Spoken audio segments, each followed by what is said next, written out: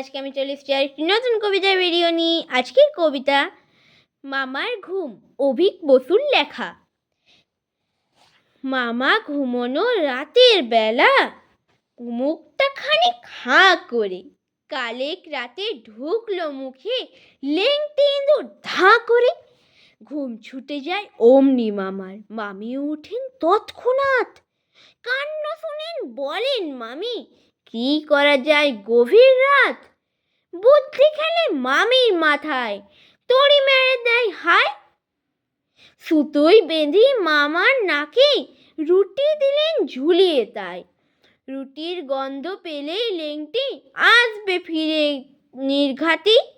ঘুমোতে চোখ জুড়িয়ে আসে, নিভিয়ে দিলেন তাই বাতি। ঝুলিয়ে রুটি ঘুমোনো মামা মুখটি আবার ফাঁক করে, ঢুকলো আবার বিড়াল ছানা মামার মুখ তাক করে। ধরপড়িয়ে ওঠেন মামা, গলায় আওয়াজ বড্ড ক্ষীণ। ঘুমের ঘোরে বলেন মামি, ভয় পাওয়াটাও অর্থহীন। বিড়াল গেছে মারতে ইঁদুর, যাচ্ছ কেন ঘাবড়িয়ে। দেখবে মেনি আসবে ফিরে লেংটিটাকে সাবড়িয়ে। আমার ভিডিওটি ভালো লাগলে লাইক, শেয়ার এবং সাবস্ক্রাইব করতে কেউ ভুলো না। Bye bye.